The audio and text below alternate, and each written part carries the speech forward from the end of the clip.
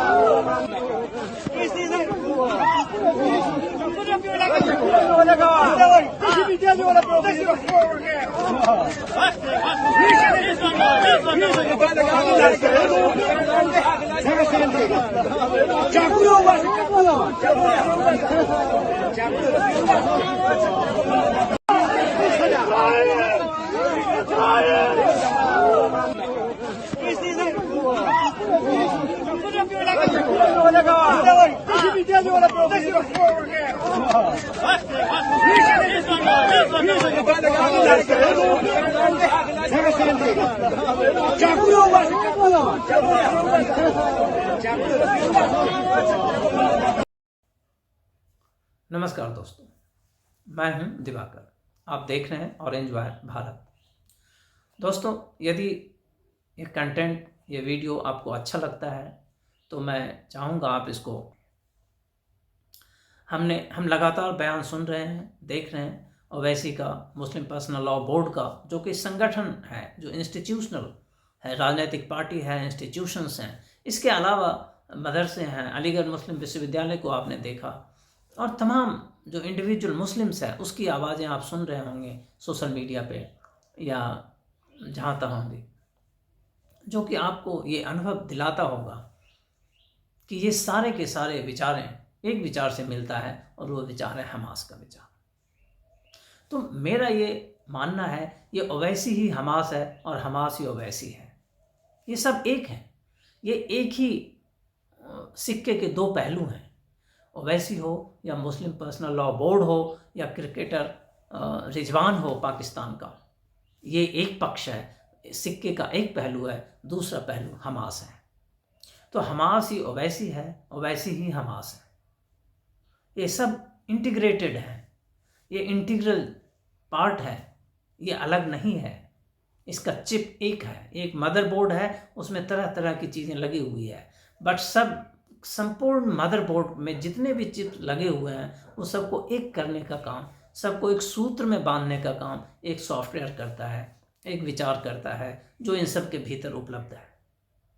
इसलिए विश्व के किसी कोने में हो, न केवल इजराइल की ये घटना हो, कभी भी कोई भी घटना हो, चाहे भारत में 26/11 की घटना हो, पार्लियामेंट पे अटैक की घटना हो, या अयोध्या में हमले की घटना हो, मुंबई में हमले की घटना हो, दिल्ली में बम ब्लास्ट की घटना हो, पूरे कश्मीर को जला देने की घटना हो, वहाँ काफिर विहीन कर देने की घटना हो, नूह में 55 हिंदुओं के कत्ल की घटना हो, दिल्ली दंगे में हिंदुओं को मार डालने की घटना हो, और हर दिन काफिर हिंदुओं पे भारत में होने वाले हमलों की घटना हो,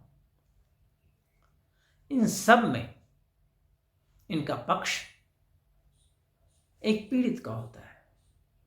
इनका एक ही रुख है कि हम ये घटना इसलिए कर रहे हैं कि हम पीड़ित हैं, हम लोगों का जान इसलिए ले रहे हैं कि हम पीड़ित हैं, इसलिए हमें जान लेने का अधिकार है। पीड़ा किसने दिया कुछ पता नहीं, पीड़ित क्यों है कुछ पता नहीं, इसका कोई एक्सप्लेनेशन नहीं है। विक्टिमहुड कार्ड जो बोलता है, सहानुभूति का षड्यंत्र इनके पीछे, इनके विचारों में पिरोया हुआ है, निहित है, ये अलग से कहीं से नहीं आता है। इनके विचारों का, मौलिक सिद्धांतों का एक सिद्धांत है, एक हिस्सा है, सहानुभूति का षड्यंत्र कैसे रचना है और उसका लाभ कैसे उठाना है। आज भी आप मुस्लिम ब्रदरहुड के साइट पे जाएं, अलकायदा के साइट पे जाएंगे तो आप एक लिस्ट पाएंगे जिसमें वो बाकायदा वो कारण लिस्ट किए हुए हैं जिसकी वजह से वो अमेरिका के ट्विन टावर को उसको उड़ाना है। उसी तरह से हमास भी एक लिस्ट बना के रखता है जिसमें वो 40 बच्चों का कत्ल करना है, यहूदियों का क्यों करना है ये कारण है। उसी तरह मोहम्मद रिजवान जब क्रिकेट के पिच को गाजा पट्टी बनाता है तो उसके मन में भी एक लिस्ट है, सहानुभूति के षड्यंत्र का एक लिस्ट है। वही ओवैसी का भी कहना है और वही मुस्लिम पर्सनल लॉ बोर्ड का भी कहना है, वही न्यूयॉर्क में बसे हुए मुसलमानों का भी कहना है। तो ये जो सहानुभूति का षड्यंत्र के पीछे काफिरों का विनाश, यहूदियों का विनाश का एक कार्यक्रम है जो कई 10 सदियों से चला आ रहा है, ये असल में उसकी एक ताकत है और कुछ नहीं है। ये वो जानते हैं जब हम इतना बड़े पैमाने पर कत्लेआम करेंगे तो काफिर समाज को एक जस्टिफिकेशन देने के लिए हमें कुछ ना कुछ बताना पड़ेगा। ये वही बताना है, ये रिजवान का क्रिकेट को गाजा पट्टी बनाने का कृत्य वही बताना है, वही सहानुभूति का षड्यंत्र है। ये ओवैसी का लिखना फिलिस्तीन जिंदाबाद, ओवैसी का हमास के साथ खड़ा होना, ओवैसी को इजराइल को आक्रमणकारी बताना, ये सब उसी का हिस्सा है। मुस्लिम पर्सनल लॉ बोर्ड जब कहता है कि कोई भी इंसान यदि हमास के विरोध में है तो वो आतंकवादी है, उसका कुल अर्थ इतना ही है। लेकिन यहूदियों और काफिरों के विनाश में सब एक मत है। हमें ये बिल्कुल नहीं भूलना चाहिए, ओवैसी ही उस परिवार का व्यक्ति है जिसने हैदराबाद में रजाकार आंदोलन चलाया और हजारों हजार हिंदुओं का कत्ल किया, काफिरों का कत्ल किया। वो क्यों किया? वो विचार क्या है? वो विचार वही है जिस विचार से हमास आज गाइडेड है, जिस विचार से हमास आज निर्देशित है और इजराइल में आतंक मचा रहा है, यहूदियों का कत्ल कर रहा है। उसी विचारों से पोषित, निर्देशित रजाकार उस समय हैदराबाद में काफिरों का कत्ल कर रहा था, हिंदुओं का कत्ल कर रहा था, और ओवैसी उसी परिवार का हिस्सा है। हमें रजाकार के इतिहास और हमास के इतिहास में एक समानता जो मिलती है वो इन विचारों की एक रूपता से मिलती है, एक सूत्र में पिरोता है।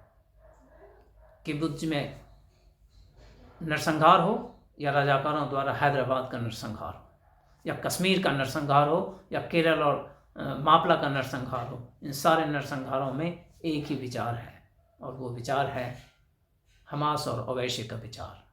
तो हमास ही ओवैसी है, ओवैसी ही हमास है। जब हमास कृत्य करता है तो किबुत्ज में करता है, जब ओवैसी के पूर्वज कृत्य करते हैं तो रजाकार के रूप में हैदराबाद में करते हैं, जब ओवैसी के और कुछ सहयोगी कृत्य करते हैं तो कश्मीर में करते हैं, मापला में करते हैं। इसी मुस्लिम पर्सनल लॉ बोर्ड के पूर्वजों ने मापला में हिस्सेदारी लिया होगा। इसलिए दोस्तों, इन विचारों की श्रृंखला को समझिए, इन विचारों की तारतम्यता को समझिए। ये ओवैसी और हमास में जो एक रूपता है, जो इंटीग्रिटी है, उसको समझने की आवश्यकता है, और यह बहुत बड़ी आवश्यकता है काफिरों की सुरक्षा के लिए। इस अंक में इतना ही। धन्यवाद दोस्तों।